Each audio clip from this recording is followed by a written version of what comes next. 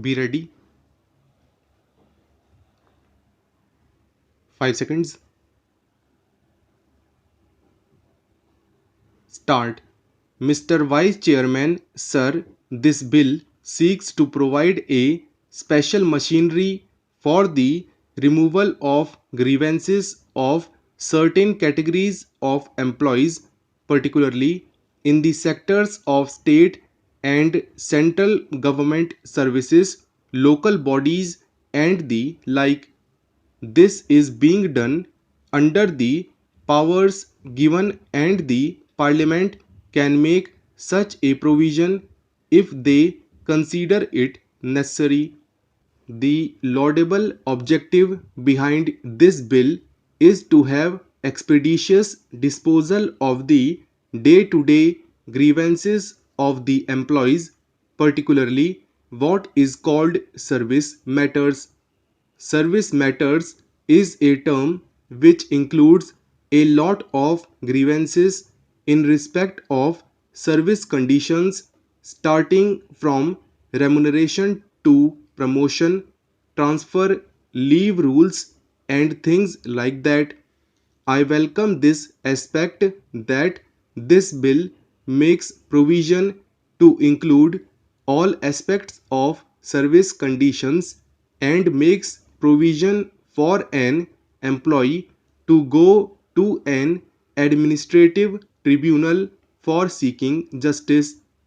The bill is welcome to the extent that it at least seeks to have an expeditious disposal of the grievances, but at the same time, we have to see how this is sought to be done.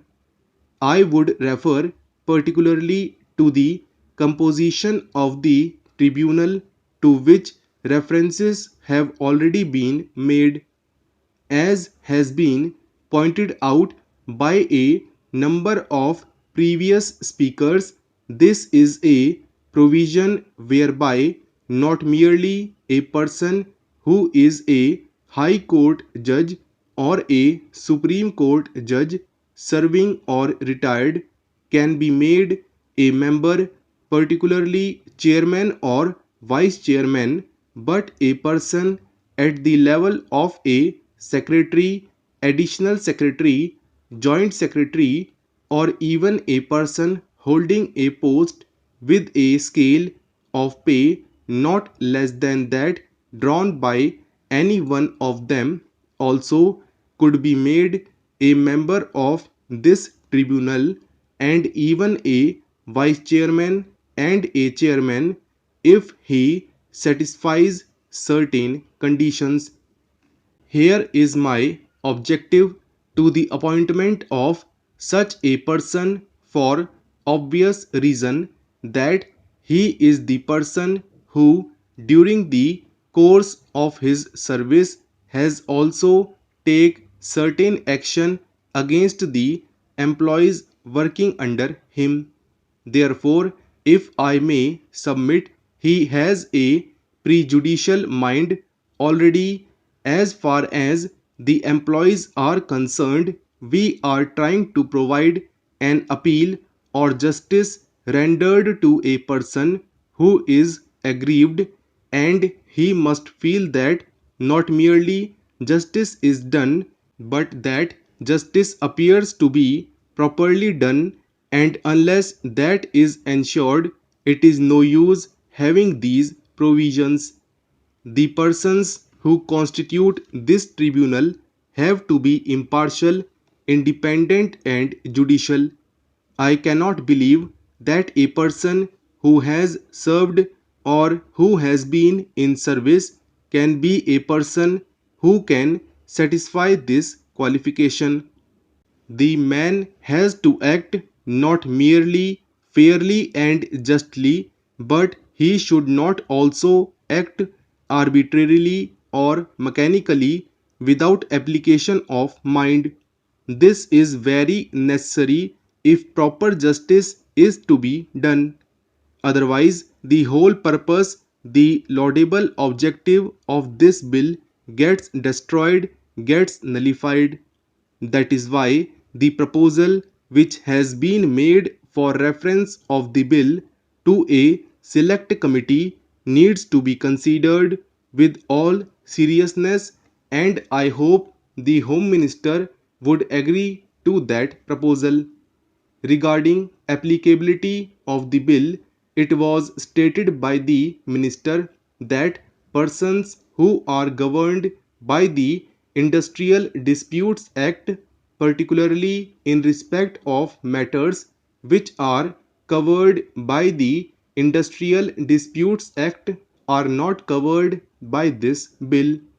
This, in my opinion, takes away a large chunk of employees, particularly the industrial employees and even the employees of the local authorities who are governed by this act. There is not a single matter which cannot become an industrial dispute under the Industrial Disputes Act. Therefore, the coverage of this bill becomes less and it does not cover as many persons as is envisaged or as is sought to be made out by the minister. Then, as compared to the present way of getting the grievances redressed, the means of going to the High Court and other avenues will not be available now. Of course, in that respect, the present bill gives an advantage in that the time factor will be reduced. But this again depends on how many tribunals are constituted and how expeditiously they are going to work in practice. The whole thing depends on that. Looking to the number of complaints, which I think is 62,000, the number of tribunals should be in proportion to this number so that the complaints are redressed as early as possible. This is as far as the period is concerned. As far as the location is concerned, there is no specific advantage.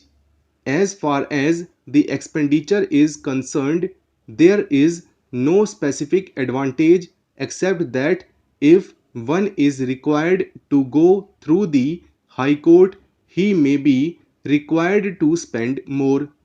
Another aspect to which I would like to refer is that whenever an application is made to the tribunal, it has a right to reject it summarily if it does not satisfy certain conditions. After all, the tribunal should state the reasons for rejection of the application.